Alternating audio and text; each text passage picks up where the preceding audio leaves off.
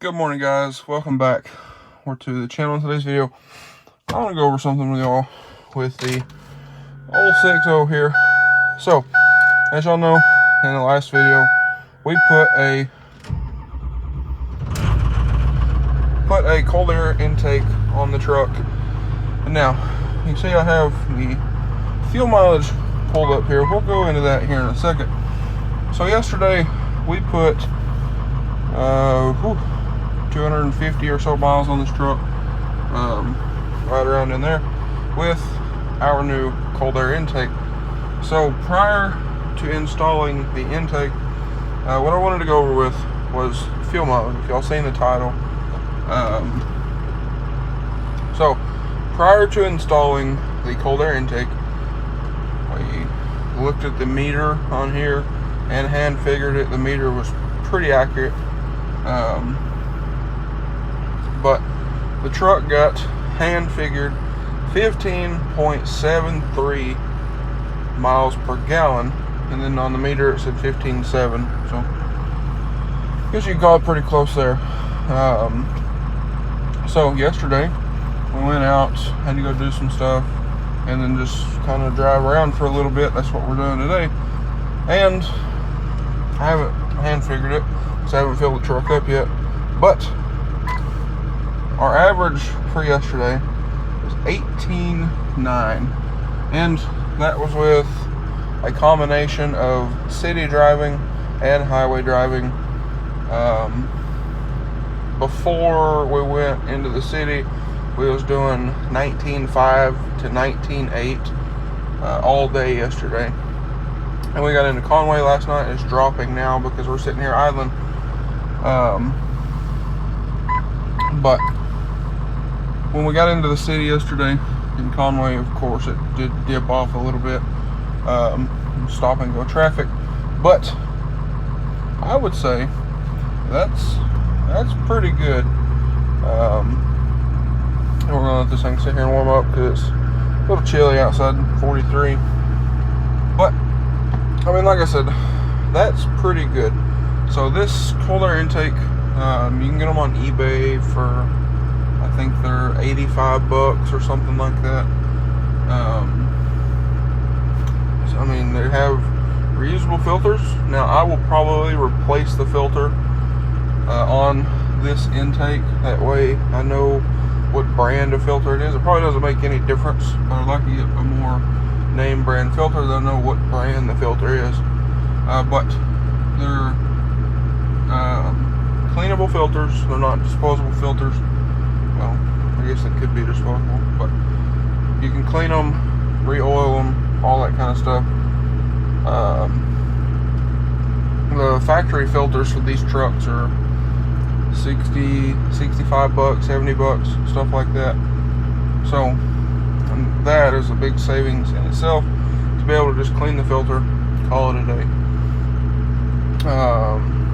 Now, I know it doesn't make much difference, but the turbo noises are much better than the factory intake.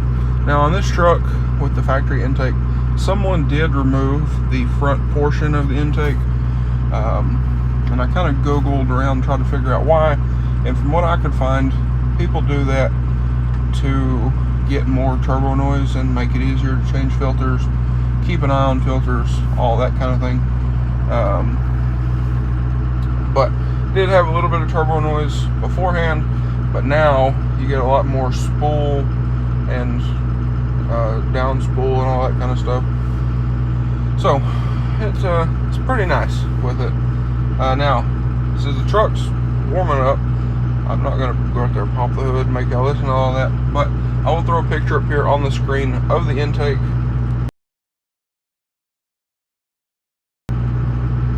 So, if you're wondering, there it is. Now again, I believe it's just a generic eBay, Amazon brand. I found it on Facebook Marketplace for $60, I think it was. 60 or 80, one of the two, I don't quite remember. But anyway, there it is.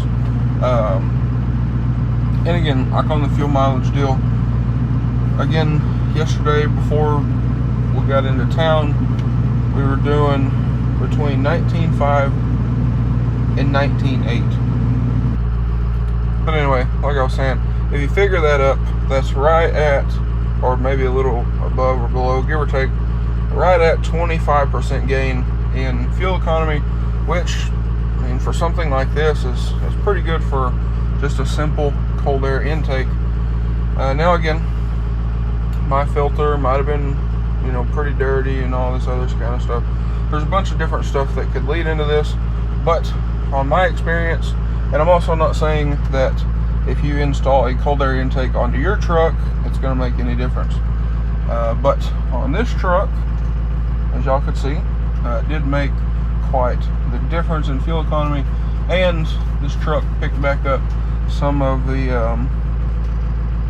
its power, so made it a little more responsive, a little more peppy.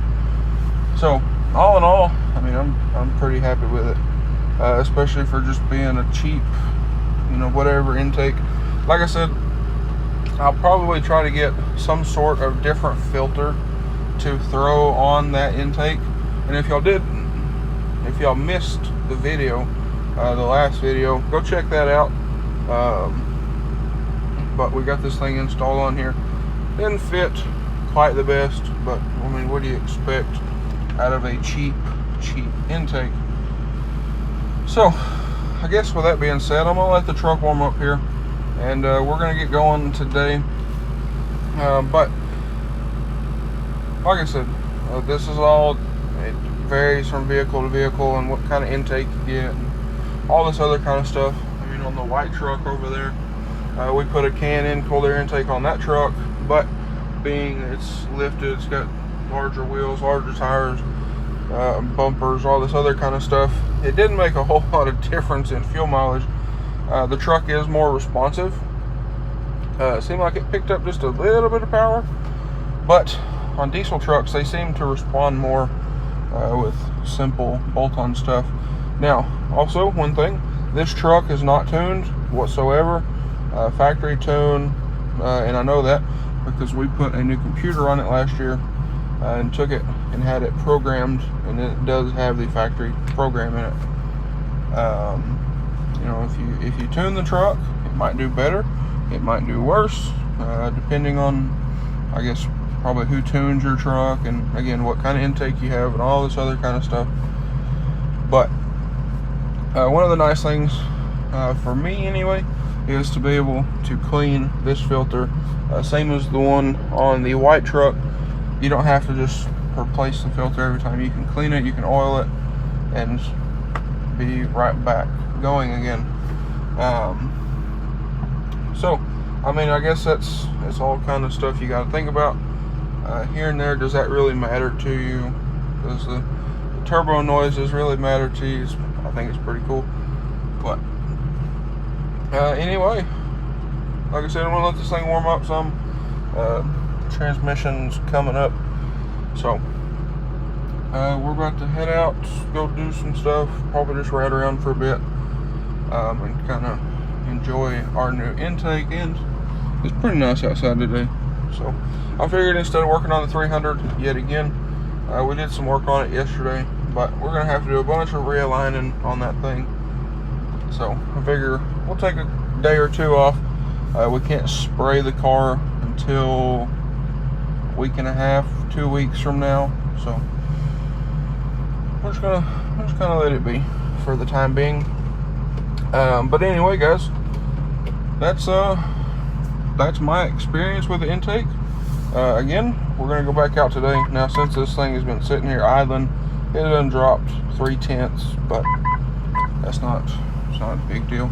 It is winter time, so we're gonna have to get back into that with letting this thing sit here and warm up and all that kind of stuff. But again, if in my case, I figure if we pick up 4 miles to the gallon, 3 to 4, depending on, you know, where we're driving and all this kind of stuff, 3 to 4 miles to the gallon, that will pay for that intake pretty quickly. And again, it looks nice aesthetically. It's makes cool turbo noises and all this kind of stuff. So it's I would say they're worth their money. Now again, with the kind of the no-name intake stuff, I do plan, like I said, I do plan to get a different filter. That way I know it's a good quality filter and all this kind of stuff.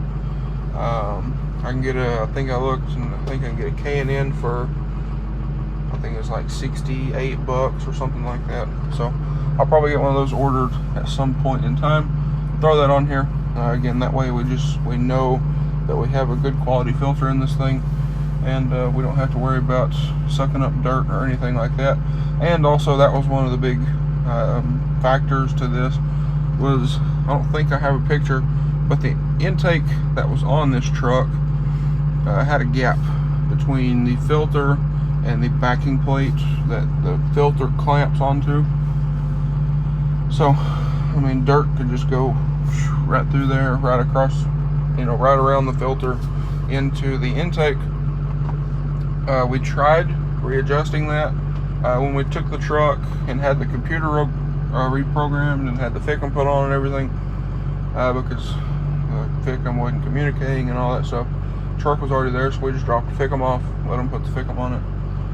But David said that he had tried to also readjust it, but he said every time I put the filter back down in the grommets that it sits in, he said it just pulled it right back out of place and there's a gap. I don't necessarily know why that is, but we don't have to worry about that now because we have a clamp-on filter instead of the little rings that clamp on and all that kind of stuff. So anyway, guys, like I said, I think that's going to be the verdict. Now, I will keep y'all updated on this. And again, this is over 250 or so miles yesterday. So I'll probably do a long-term video coming up here. But anyway, guys, like I said, I think that's going to be a wrap for today's video. If you guys enjoyed today's video or found it helpful, please drop a like and comment down below. Smash that subscribe button. Thanks for watching, guys, and I hope everybody has a great day.